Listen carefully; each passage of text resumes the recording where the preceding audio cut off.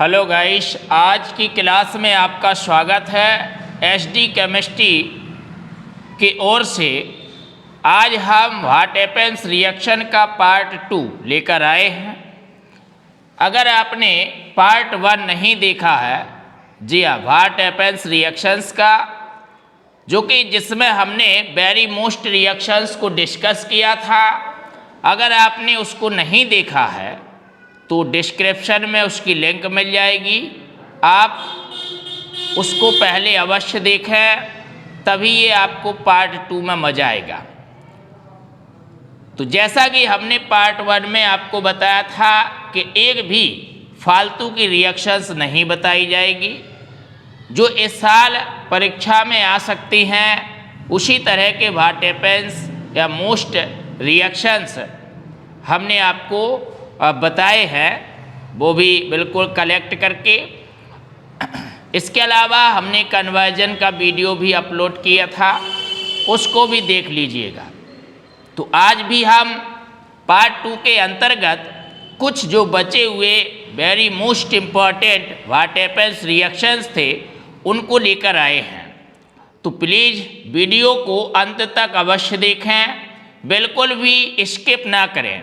एक एक रिएक्शंस आपके लिए बहुत ज़्यादा मोस्ट है और बहुत ही काम आ सकता है परीक्षाओं के दिनों में।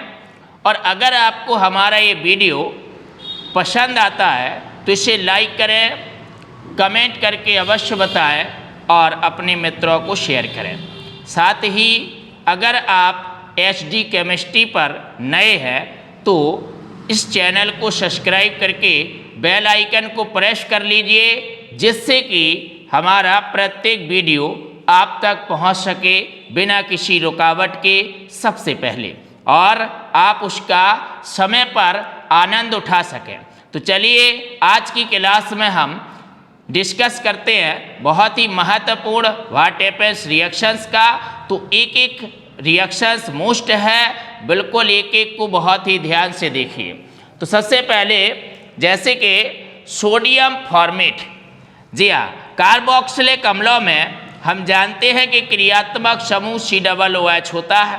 कार्बोक्सिलिक अम्ल में प्रथम कार्बोक्सिलिक अम्ल है जो एक कार्बन का, जिसका नाम है फॉर्मिक अम्ल या मेथेनोइक एसिड। उसके सोडियम लवण को जब गर्म किया जाता है तो क्या होता है जी, तो सोडियम लवण, तो देखिए फॉर्मिक अम्ल होता है HCOOH, इसका सोडियम लवण यानी इसका सोडियम लवण बनाया जाए, NaOH के साथ रिएक्शन करा दें तो ये इसका भैया सोडियम लवण तैयार हो जाएगा। राइट, सोडियम लवण तैयार हो जाएगा। जब हम इस फॉर्मिक अम्ल के सोडियम लवण को, जी हाँ, इसको 633 केल्विन टेम्परेचर पर गर्म करते हैं तो उसके दो अणु मिलकर के सोडियम ऑक्सैलेट बनाते हैं। सोडियम ऑक्सैलेट बनाते हैं भैया COONA और सिंगल बॉन्ड है COONA, सोडियम ऑक्सैलेट, और हाइड्रोजन अलग हो जाती है। या आप सोडियम ऑक्सैलेट को Na2C2O4 भी लिख सकते हो।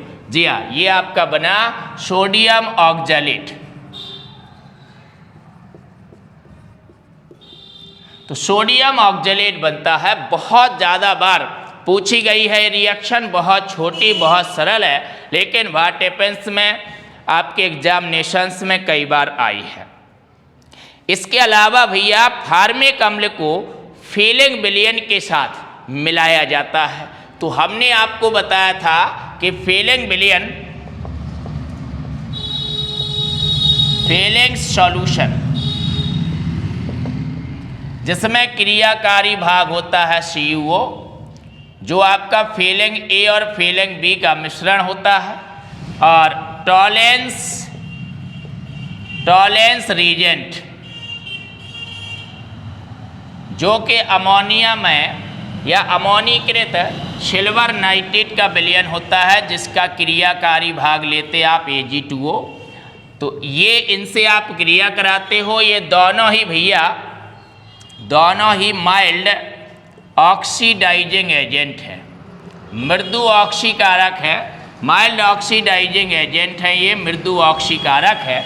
इनके द्वारा एल्डिहाइड आसानी से ऑक्सीकृत हो जाते हैं, कीटोन आसानी से कीटोन इनके द्वारा ऑक्सीकृत नहीं होते हैं, केवल एल्डिहाइड ऑक्सीकृत होते हैं। तो एल्डिहाइडों द्वारा ये अपचयित होते हैं और एल्डिहाइडों का ऑक्सीकरण करते हैं।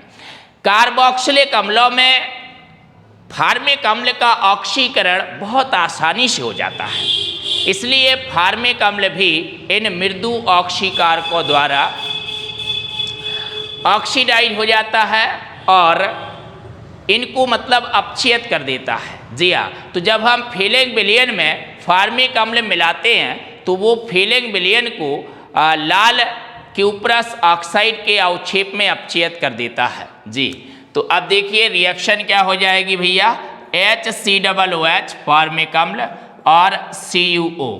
तो यहाँ पर आपका क्यूप्रस ऑक्साइड यानी Cu2O का लाल PPT बन जाएगा और यहाँ 2 से आप गुणा करेंगे। जी हाँ, और प्लस H2O अलग हो जाएगा और CO2 में ये टूट जाएगा, H2O प्लस CO2 में टूट जाएगा। इसी तरह भैया ये फार्मिक अम्ल है, अगर इसका टॉलेन रीजेंट के साथ रिएक्शन कराओगे तो यहाँ पर रजत दर्पण बन जाएगा, सिल्वर दर्पण बन जाएगा, सिल्वर का अवक्षेप सिल्वर दर्पण बन जाएगा और भैया क्या अलग हो जाएगा, H2O और CO2 अलग हो जाएगी। तो ये भी दोनों रिएक्शंस बहुत बार एग्जाम्सों में पूछे गए हैं, राइट। इसके बाद एसीटिक अम्ल पर PCl5 की अभिक्रिया कराई जाती है, ये भी कई बार आया है। एसीटिक अम्ल भैया CH3COOH ये एसीटिक अम्ल है।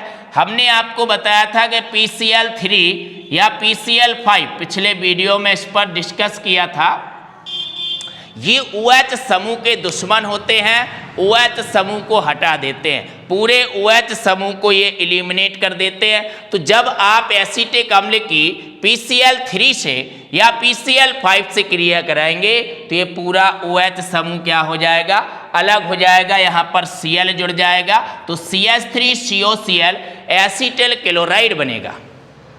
जी, एसीटिल क्लोराइड 3 क्लोरीन है, आप यहाँ 3 से गुणा कर दीजिए, 3 से यहाँ गुणा कर दीजिए। अब आपके पास 3 हाइड्रोजन 3 ऑक्सीजन और 1 फास्फोरस बचा है तो निकल जाएगा भैया H3PO3। जी हाँ, और जब आप PCl5 लेते हैं तो POCl3 और HCl अलग होता है। तो ये भी बहुत मोस्ट रिएक्शन है कार्बोक्सिलिक अम्ल की। जब भी आप PCl3 या PCl5 से अभिक्रिया कराते हो तो अम्ल हैलाइड अम्ल क्लोराइड बनता है। जी हाँ, तो ये भी बहुत बार आपकी रिएक्शंस पूछी गई है। इसके बाद भैया कैल्शियम एसीटेट तथा कैल्शियम फार्मेट के मिश्रण को गर्म करते हैं। जी, कैल्शियम एसीटेट और कैल्शियम फॉर्मेट के मिश्रण को गर्म करते हैं, ये बहुत मोस्ट रिएक्शंस हैं। इसका कॉन्सेप्ट समझ लीजिए, कैल्शियम लवण लेना है, कार्बोक्सिलिक अम्ल के कैल्शियम लवणों को गर्म करना है, यानी शुष्क आसवन, कीटोन्स और एल्डिहाइड में आपको पढ़ाया गया था।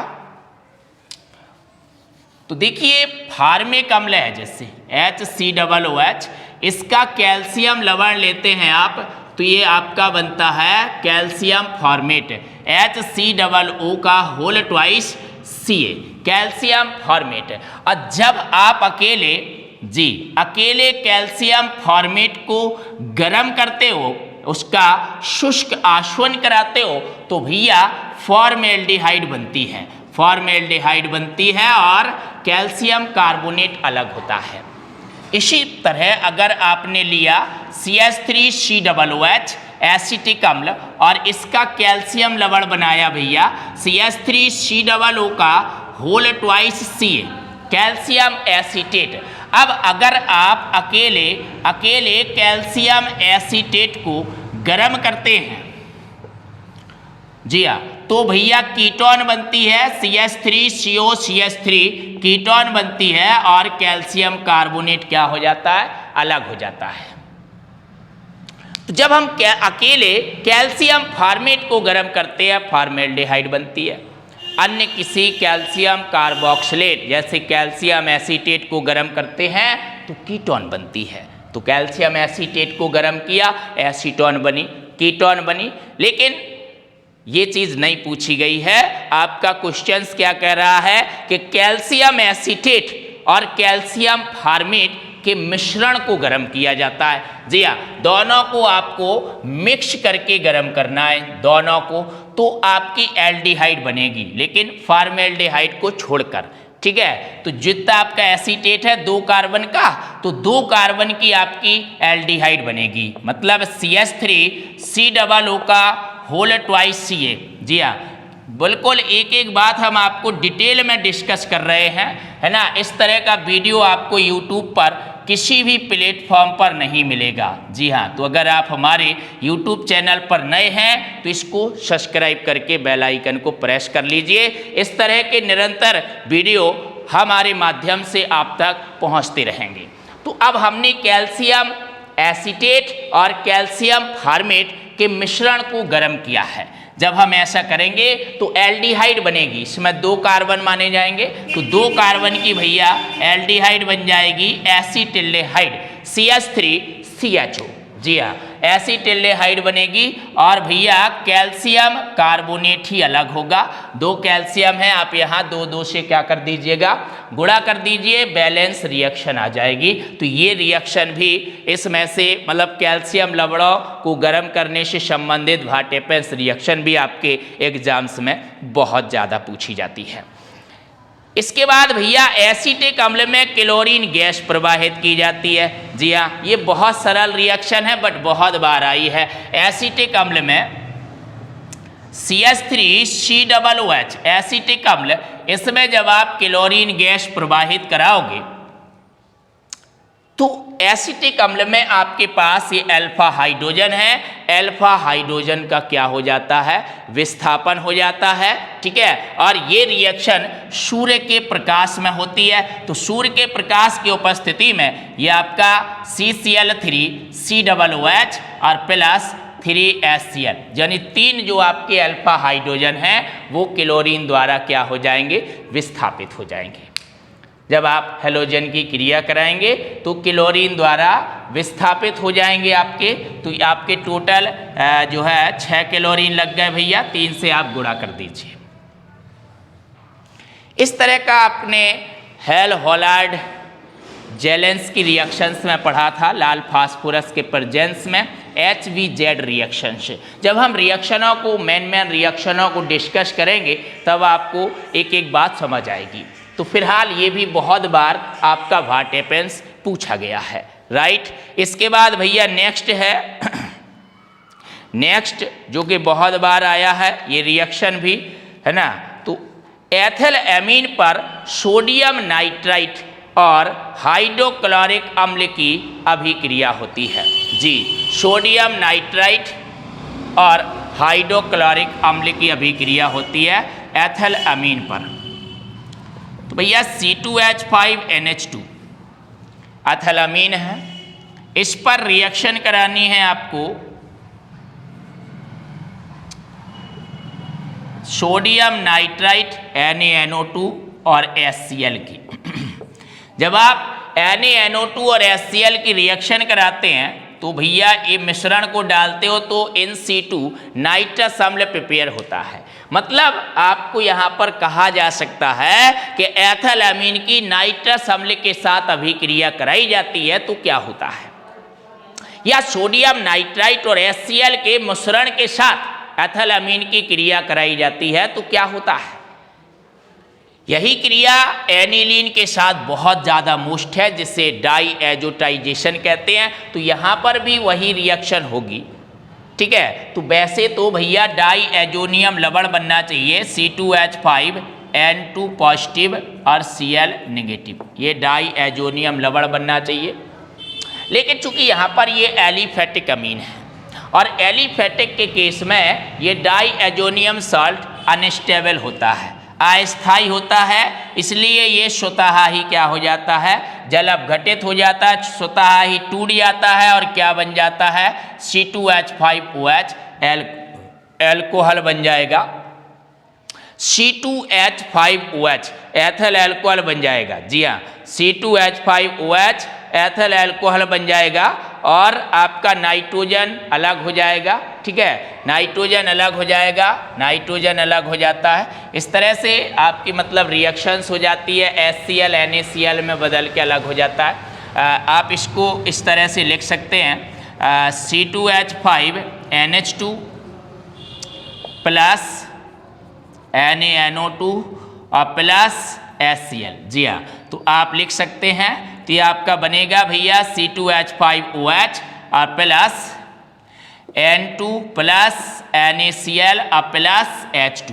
ऐसे इस तरह से आपकी एकदम संतुलित रिएक्शन कंप्लीट हो जाएगी, एल्कोहल बनेगा। एलिफेटिक अमीन की जब नाइट्रस अम्ल से क्रिया होती है या सोडियम नाइट्राइट और HCl के मिश्रण के साथ क्रिया होती है तो एल्कोहल बनता है।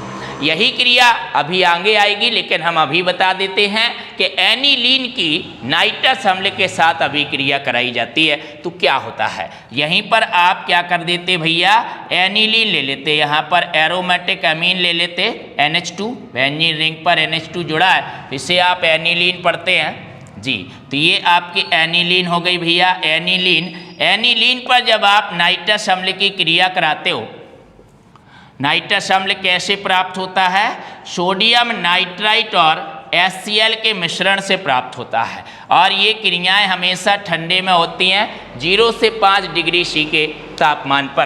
तो अब यहाँ पर क्या बनेगा, बेंजीन डाई एजोनियम क्लोराइड लवण बनता है, N2Cl भैया, N2 positive Cl negative, benzene diazonium chloride लवण बनता है। जी हाँ, और ऑक्सीजन है तो भैया H2O अलग हो जाएंगे।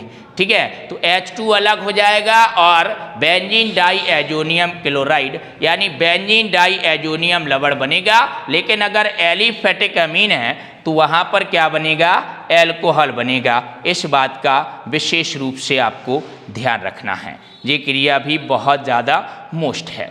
इसके बाद है भैया ग्लूकोज की ब्रोमीन जल के साथ अभिक्रिया कराई जाती है। जी, तो देखिए ग्लूकोज एक एल्डोहेक्सॉस है, एल्डिहाइड है, पॉलीहाइड्रोक्सी एल्डिहाइड, जो कि ध्रुवण घूर्णक होता है, ऑप्टिकल एक्टिव होता है और इस पर जब आप ब्रोमीन जल से इसका ऑक्सीडेशन कराते हो तो चूंकि यहाँ पर ब्रोमीन जल ना मृदु ऑक्सीकारक का कार्य करता है और ग्लूकोज से बनता है ग्लूकोनिक अम्ल। क्या बनता है भैया, ग्लूकोज से ग्लूकोनिक अम्ल बनता है। जी हाँ, तो ग्लूकोज CHO बॉन्ड CHOH का होल 4 और बॉन्ड CH2OH, ये ग्लूकोज का सूत्र होता है। जब आप ये ऑक्सीडेशन जी ब्रोमीन जल से कराओगे तो नवजात ऑक्सीजन यहाँ पर ऐड हो जाएगी और CHO आराम से COOH में ऑक्सीकृत हो जाएगा। बाकी का भाग ज्यों का त्यों रहेगा भैया, बाकी का भाग ज्यों का त्यों रहेगा। तो ग्लूकोज था, ग्लूकोज से क्या बना, ग्लूकोज से बना ग्लूकोनिक एसिड, ग्लूकोनिक अम्ल। ग्लूकोज से भैया ग्लूकोनिक अम्ल बन जाता है। इस तरीके से आपका ग्लूकोनिक अम्ल बनता है ग्लूकोज से। इसके अलावा अगर आप दूसरा माइल्ड ऑक्सीडाइजिंग एजेंट यानी टॉलन रीजेंट का प्रयोग करें तो भी ग्लूकोनिक एसिड ही बनेगा। जैसे CHO बॉन्ड CHOH का होल 4 और बॉन्ड भैया CH2OH। अब यहाँ पर अगर आपने Ag2O टॉलन रीजेंट अमोनिया में सिल्वर नाइट्रेट का प्रयोग किया तो यहाँ पर ग्लूकोनिक अम्ल यहाँ पर भी आपका बन जाएगा COOH और CHOH का होल 4 और बॉन्ड CH2OH और प्लस सिल्वर दर्पण यानी रजत दर्पण आपको प्राप्त हो जाएगा। इसी तरह ग्लूकोज की फिनाइल हाइड्राजीन के साथ क्रिया बहुत ज़्यादा मोस्ट है कि जब ग्लूकोज की फिनाइल हाइड्राजीन के साथ क्रिया होती है तो हाइड्रोजन बनना चाहिए, परंतु ग्लूकोसाजोन बनता है, ओसाजोन बनता है। जी हाँ, यहाँ पर फिनाइल हाइड्रोजीन के 3 अणु क्रिया में भाग लेते हैं। यहाँ ये क्रिया हमने आपको कन्वर्जन में बताई थी। इस क्रिया को भी व्हाट हैपेंस के रूप में पूछा जा चुका है कि ग्लूकोज की फिनाइल हाइड्रोजीन के साथ अभिक्रिया होती है तो क्या होता है। जी हाँ, तो भैया glucose CHO bond CHOH bond CHOH का होल थ्राइज बॉन्ड CH2OH, इस तरह से लिख सकते हो। Phenyl hydrazine C6H5NH NH2, phenyl hydrazine, इसके साथ रिएक्शन कराएंगे तो फिनाइल हाइड्रोजीन के यहाँ पर 3 अणु लग जाते हैं और बन जाता है भैया CH double bond NNH C6H5 bond C double bond NNH C6H5, 2 अणु यहाँ पर इस तरह से जुड़ जाते हैं और बाकी का भाग आपका CHOH का होल थ्राइज बॉन्ड CH2OH, ये ज्यों का त्यों रहता है। ये बना है ग्लूकोसेजोन। जी हाँ, ग्लूकोसेजोन बना है प्लस C6H5NH2 अलग हो जाता है, NH3 अलग हो जाता है, C6H5NH2 अलग हो जाता है और NH3 अलग हो जाता है। इसके अलावा बचा हुआ आपका H2O अलग हो जाता है। तो ये क्रिया भी बहुत ज़्यादा मुश्त है, ठीक है। इसको हम आपको पिछले वीडियोज में भी बता चुके हैं। तो अगर आपने पिछले वीडियो भैया नहीं देखे हैं तो उनको सबसे पहले आप वॉच कर लीजिए, तभी आपको ना सारी बातें बहुत ही क्लियरली समझ में आएंगी। इसके बाद फिनॉल को जिंक डस्ट के साथ गर्म किया जाता है। जी हाँ, फिनॉल से बेंजीन बनाई थी आपने, तो फिनॉल ये बेंजीन रिंग पर OH जुड़ा है। जब आप इसको जिंक डस्ट के साथ गर्म करते हैं तो ऑक्सीजन अलग हो जाता है और इस तरह से कंप्लीट बेंजीन की रिंग आपको प्राप्त हो जाती है, ZNO अलग हो जाता है। तो फिनॉल को भैया जब जिंक डस्ट के साथ गर्म करते हैं तो क्या बनता है, बेंजीन बनता है। ये क्रिया भी बहुत ज़्यादा मोस्ट है। जी हाँ, बहुत मोस्ट रिएक्शंस हैं ये, बहुत ही महत्वपूर्ण। हम आपको एक भी फालतू रिएक्शन नहीं बताने वाले हैं। हमने पहले ही बता दिया था कि हम इस क्लास के माध्यम से आपको वही अभिक्रियाएं बताएंगे जो बहुत ज़्यादा मोस्ट हैं और आपके प्रत्येक एग्जामिनेशंस में जो लाभप्रद हों, जिनसे आपको एग्जाम में मदद मिल सके, उस तरह की क्रियाएं हम आपको बता रहे हैं। इसके बाद है भैया फिनॉल को सांद्र नाइट्रिक अम्ल और सांद्र H2SO4 मिश्रण के साथ गर्म किया जाता है। जी हाँ, फिनॉल को जैसे हमारे पास फिनॉल दिया है तो आप जानते हैं कि बेंजीन रिंग पर OH समूह जुड़ा हो तो आप उसे फिनॉल कहते हैं। जी हाँ, फिनॉल की नाइट्रिक अम्ल HNO3 के साथ रिएक्शन करानी है, कंसंट्रेट HNO3 के साथ, वो भी कंसंट्रेट H2SO4 के प्रेजेंस में। सो ये नाइट्रेशन रिएक्शन होती है, लेकिन विशेष क्या है, मोस्ट क्या है, ये क्यों है मोस्ट, क्यों ज़्यादा पूछी जाती है, क्योंकि ये नाइट्रीकरण एक साथ 3 स्थानों पर होता है फिनॉल में। जी हाँ, तो ये OH शेप रहता है, फिनॉल ये आपका शेप है और यहाँ पर 3 स्थानों पर ऑर्थो स्थितियों पर और पैरा स्थितियों पर नाइट्रेशन हो जाएगा तो वहाँ पर नाइट्रो समूह जुड़ जाता है, NO2 भैया जुड़ जाता है और 3H और 3OH ये आपका 3H2O क्या हो जाएगा, अलग हो जाएगा। तो ये आपका बनेगा भैया 2 4 6 1 2 3 4 5 6 2 4 6 ट्राई नाइट्रो फिनॉल बनेगा। जी हाँ, 2,4,6 ट्राई नाइट्रो फिनॉल बनेगा। जब आप फिनॉल का इस तरीके से नाइट्रेशन कराओगे तो इसी 2,4,6 ट्राई नाइट्रो फिनॉल को आप पिक्रिक अम्ल कहते हैं। क्या कहते हैं भैया, पिक्रिक अम्ल कहते हैं। इस वजह से ये रिएक्शन भी आपकी बहुत ज़्यादा मोस्ट है। बहुत ही एकदम मोस्ट रिएक्शनों का हम अध्ययन कर रहे हैं, बिल्कुल मोस्ट रिएक्शनों का अध्ययन कर रहे हैं। इसके बाद फिनॉल में भैया ब्रोमीन जल मिलाया जाता है। जी हाँ, फिनॉल में आप ब्रोमीन जल मिला देते हो, फिर से फिनॉल की रिएक्शन ये मोस्ट है, OH जुड़ा है फिनॉल, इसमें हमें क्या मिलाना है, ब्रोमीन जल का प्रयोग करना है। तो 3 स्थानों पर ब्रोमीनीकरण हो जाता है सेम, तो ये OH और ऑर्थो स्थितियों पर ब्रोमीन जुड़ जाएगा और पैरा स्थिति पर ब्रोमीन जुड़ जाएगा भैया, बाकी आपके HBr अलग हो जाएंगे। तो ये आपका बनेगा 2,4,6 ट्राइब्रोमो फिनॉल का सफ़ेद अवक्षेप यहाँ पर बनता है। ये भी बहुत मोस्ट रिएक्शन है फिनॉल की, जी हाँ। इसके बाद भैया टॉलुइन को अम्लीय पोटेशियम डाइक्रोमेट विलयन से अभिक्रिया होती है। टॉलुइन की 2 क्रियाएं बहुत मोस्ट है, एल्केल बेंजीन की, दोनों को एक साथ समझ लो, दोनों कई बार आई हैं। टॉलुइन यानी मिथाइल बेंजीन को टॉलुइन कहा जाता है, मिथाइल बेंजीन को भैया टॉलुइन कहा जाता है। और जब हम मिथाइल बेंजीन का ऑक्सीडेशन कराते हैं तो ये ऑक्सीडेशन 2 तरह से हो जाता है। अगर आप ये ऑक्सीडेशन क्रोमिल क्लोराइड द्वारा कराते हैं CCl4 विलायक में और बाद में जल अपघटन करते हैं तो भैया बेंजल्डिहाइड बनती है। और अगर आप यही ऑक्सीडेशन प्रबल ऑक्सीकारक पोटेशियम डाइक्रोमेट या पोटेशियम परमैंगनेट द्वारा कराते हैं तो भैया बेंजोइक अम्ल बनता है। जो पार्श्व श्रृंखला होती है वो COOH में ऑक्सीकृत हो जाती है। इस बात का विशेष ध्यान रखना है, समझिएगा बात को कि क्या बात बताई है हमने आपको। जी हाँ, तो बेंजीन रिंग में क्या जुड़ा हो भैया, CH3 जुड़ा हो, मिथाइल बेंजीन, इसी को आप टॉलुइन पढ़ते हैं। जब आप यहाँ पर प्रबल ऑक्सीकारक का प्रयोग करेंगे जैसे कि पोटेशियम डाइक्रोमेट अम्लीय माध्यम में H2SO4 के साथ, या फिर आप अम्लीय या क्षारीय माध्यम में KMnO4 का प्रयोग करेंगे तो भी सेम रिएक्शन होगी।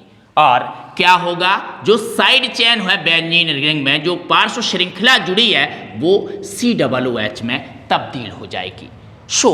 बेंजोइक एसिड बन जाएगा। क्या बन जाएगा भैया, बेंजोइक एसिड बन जाएगा। जी हाँ, बेंजोइक एसिड बन जाता है। इसी तरह अगर आप ये ऑक्सीडेशन रिएक्शन में ऑक्सीकारक बदल दें मिथाइल बेंजीन, जिसे आप टॉलुइन कहते हैं, ये भी टॉलुइन है। अब अगर आप ये ऑक्सीडेशन कराएं CrO2Cl2 CCl4 विलायक में, बहुत मोस्ट एटार्ड रिएक्शन है ये भैया। दूसरी वाली कौन सी रिएक्शन है, एटार्ड रिएक्शन। अलग से जब हम मोस्ट रिएक्शंस पर बात करेंगे तब भी इसको मोस्ट रिएक्शनों में गिनेंगे और आपको बताएंगे भी। तो जब आप टॉलुइन यानी मिथाइल बेंजीन का क्रोमिल क्लोराइड द्वारा ऑक्सीकरण कराते हो तो भैया क्या बन जाता है, जो साइड चेन है वो CHO में यानी कि एल्डिहाइड समूह में ऑक्सीकृत हो जाती है और क्या बनता है, बेंजल्डिहाइड बन जाता है। दोनों क्रियाएं ही बहुत बार पूछी गई हैं। टॉलुइन की अम्लीय पोटेशियम डाइक्रोमेट विलयन से अभिक्रिया होती है तो क्या होता है, टॉलुइन को क्रोमिल क्लोराइड द्वारा ऑक्सीकृत किया जाता है तो क्या होता है। बहुत ही बार, बहुत ही अधिक ये रिएक्शंस आपकी पूछी गई हैं, बहुत ही मोस्ट रिएक्शन है भैया, ठीक है। इसके अलावा नाइट्रोबेंजीन पर टिन और HCl की अभिक्रिया होती है या नाइट्रोबेंजीन का अम्लीय माध्यम में अपचयन किया जाता है तो क्या हो जाता है, एनिलीन आपकी बन जाती है। जैसे नाइट्रोबेंजीन है, ये क्रिया भी आई है अम्लीय माध्यम में नाइट्रोबेंजीन का ऑक्सीडेशन, तो नाइट्रोबेंजीन है, इसका ऑक्सीडेशन अगर आप टिन और HCl द्वारा कराते हैं तो यहाँ पर 6 नवजात हाइड्रोजन भाग लेते हैं और दोनों ऑक्सीजन क्या हो जाती हैं भैया, अलग हो जाती हैं, NH2 एनिलीन बन जाती है और ये आपका 2H2O भैया अलग हो जाता है। सो अम्लीय माध्यम में नाइट्रोबेंजीन का इस तरह से ऑक्सीडेशन होता है। ये भी आपके बोर्ड एग्जाम में कई बार पूछी गई है। जी हाँ, बहुत बार ये भी आपकी पूछी जा चुकी है अभिक्रिया। बहुत ही मोस्ट अभिक्रियाएं हैं ये जो आज हमने आपके समक्ष डिस्कस की हैं। इन क्रियाओं का कोई जोड़ नहीं है, बहुत ही मोस्ट अभिक्रियाएं हैं। इसके बाद ग्लूकोज को सोडियम अमलगम तथा जल के साथ मिलाते हैं। ग्लूकोज को भैया सोडियम अमलगम किसी भी धातु का मरकरी के साथ मिश्र धातु अमलगम कहलाता है।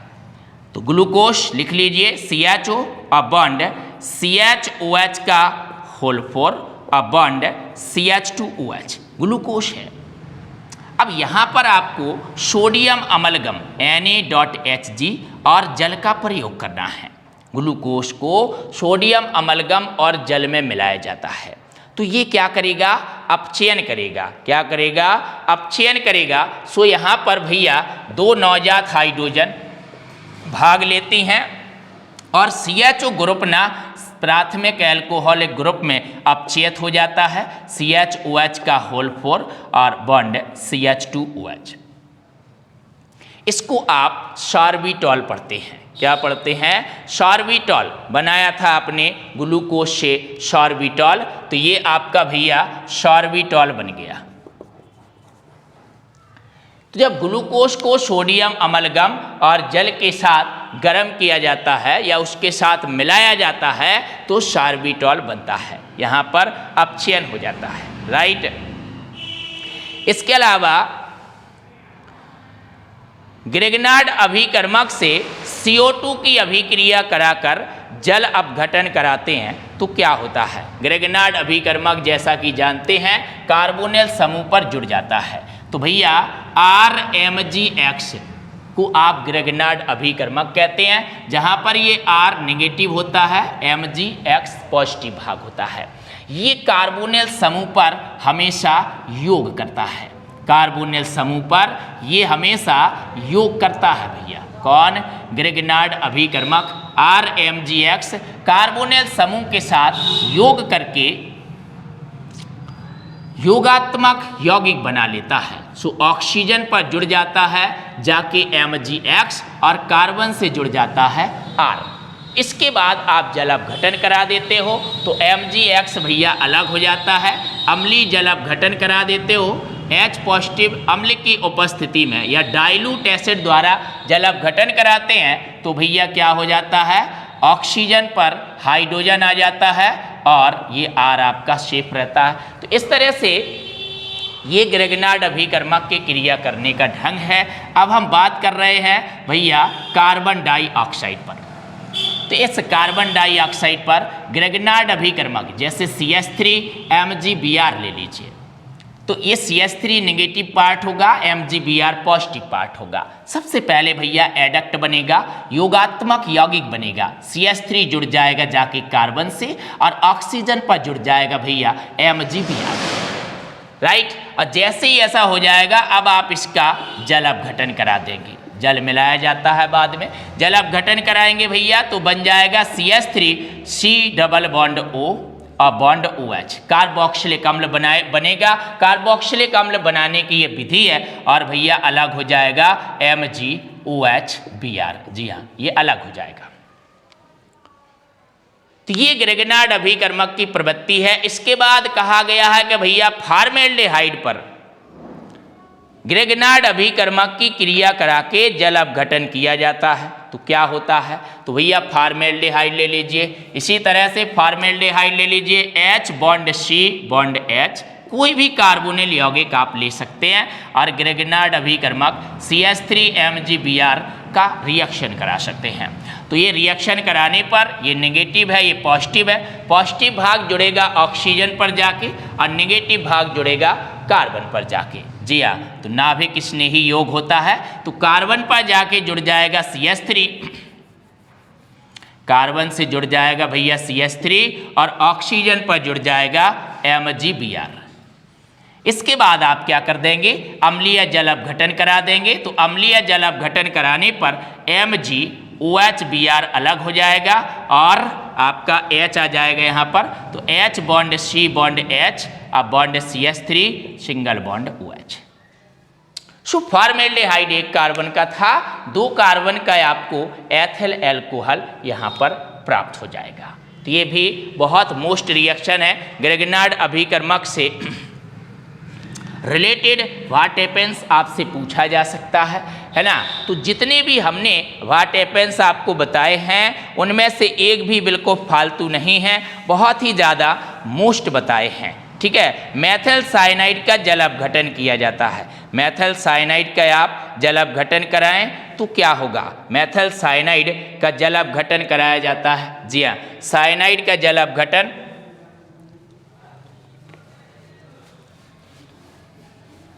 ये हमने आपको कन्वर्जन रिएक्शंस की जो टिप्स बताई थी वहाँ पर भी साइनाइड का जल अपघटन बताया था। साइनाइड का आप जल अपघटन करा सकते हैं जी, मेथिल साइनाइड का जल अपघटन करा सकते हैं। तो भैया CH3 bond Cn methyl cyanide होता है। जब आप इसका जल अपघटन कराते हो तो भैया आंशिक जल अपघटन पहले कराते हैं, आंशिक जल अपघटन। तो आंशिक जल अपघटन कराते हो तो भैया CH3 और CONH2 एमाइड बनता है। आंशिक जल अपघटन पर आपको एमाइड बनता है ना। ये अपूर्ण जल अपघटन है साइनाइड का।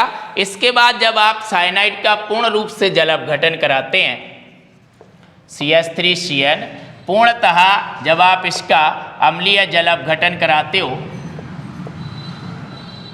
तो कार्बोक्सिलिक अम्ल बन जाता है और क्या अलग हो जाती है, अमोनिया अलग हो जाती है। या आप इसको ऐसे लिख सकते हो कि पहले आपने एमाइड बना लिया, एमाइड बनाने के बाद उसके उपरांत आप इसकी अम्ल और जल के साथ रिएक्शन करा दीजिए, तो ये आपका बन जाएगा भैया CH3COOH एसिटिक अम्ल जी, और प्लस अमोनिया और HCl क्रिया करके क्या बना लेंगे, NH4Cl। इस तरह से आप साइनाइडों के जल अपघटन करा सकते हैं, एमाइड बना सकते हैं और कार्बोक्सिलिक अम्ल बना सकते हैं। आज की इस वीडियो के माध्यम से हमने आपको वेरी मोस्ट इम्पॉर्टेंट रिएक्शनों के बारे में बताया है। इसके बाद सैलिसिलिक अम्ल को एसिटिक एनहाइड्राइड के साथ गर्म किया जाता है। सैलिसिलिक अम्ल को एसिटिक एनहाइड्राइड के साथ गर्म किया जाता है, तो हाइड्रोक्सी बेंजोइक अम्ल आपका सैलिसिलिक अम्ल होता है। जी हाँ, OH जुड़ा हो और COOH हाइड्रोक्सी बेंजोइक अम्ल सैलिसिलिक अम्ल होता है। इसकी रिएक्शन करानी है एसिटिक एनहाइड्राइड के साथ, तो एसिटिलेशन हो जाएगा, एसिटिलीकरण होगा यहाँ हाइड्रोजन पर और एसिटाइल व्युत्पन्न बन जाएगा, ठीक है। इस सैलिसिलिक अम्ल का एसिटाइल व्युत्पन्न बनता है और OCO CH3 H हटके एसिटाइल वहाँ पर जुड़ जाता है, बाकी COOH आपका ज्यों का त्यों रहता है और बाकी ये टूट गया है CH3, जी हाँ CH3 और COOH इस तरह से अलग हो जाता है। देखिए एसिटिक एनहाइड्राइड, एनहाइड्राइड एनक होता है, ये इस तरह से एनक बताया था, नाक बताई थी है ना, और ये इस तरह से टूटता है हमेशा, इसकी क्या है ना, नाक कट जाती है। तो ये जो एसिटाइल समूह है इसके द्वारा प्रतिस्थापन हुआ, एसिटिलीकरण हुआ, तो एसिटाइल व्युत्पन्न बना, acetyl derivatives of salicylic acid. Salicylic acid का एसिटाइल व्युत्पन्न बना जिसको एस्पिरिन कहते हैं। क्या कहते हो, एस्पिरिन भी कहते हो, ठीक है। तो ये एस्पिरिन है जो कि औषधि है, राइट। तो इस तरीके से आज की इस क्लास में हमने बहुत ही मोस्ट रिएक्शनों को, चुनी हुई वेरी मोस्ट इम्पॉर्टेंट रिएक्शनों को बताया है, जो बिल्कुल आपको कलेक्ट करके बताई गई हैं, बहुत ही मोस्ट हैं। और पिछले अगर कुछ रिएक्शंस हमने पिछले वीडियो में बताई थी। सो व्हाट हैपेंस रिएक्शंस के हमने आपको 2 वीडियो दिए, जो कि प्रैक्टिस सेशन मानिए और सर्वाधिक मोस्ट रिएक्शन मानिए। प्रत्येक एग्जाम में उनका अपना अलग महत्व है, अलग इम्पोर्टेंस है। सो इन रिएक्शनों को गंभीरता से लीजिए, दोनों वीडियो को क्रम से अच्छे से देख लीजिए टाइम निकाल के। जी हाँ, ये आपके जीवन में बहुत काम आएंगी।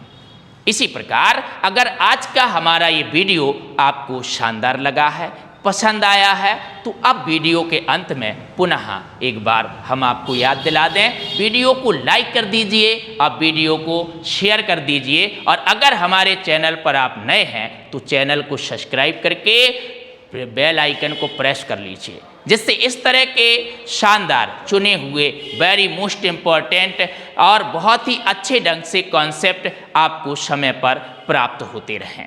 धन्यवाद।